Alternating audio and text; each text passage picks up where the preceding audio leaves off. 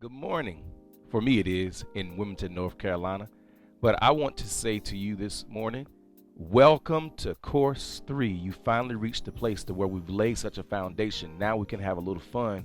We can begin to put the pieces together to understand how to go about improvising, how to go about trying to make up ideas and or trying to get what's in our heart and our soul out through the instrument to make it sing. We finally reached that place. You're growing up a little bit now. You're growing up.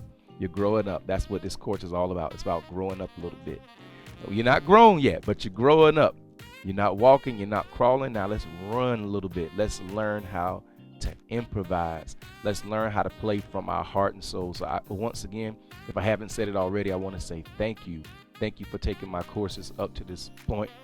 Thank you for allowing me to be able to help you understand how to get what I got. And, I didn't get it the conventional way through school. I got it through ear training. I got it through sitting in church. I got it through sometimes doing gigs. I did go to school. I did learn some formal things in school, but I didn't get a degree in this.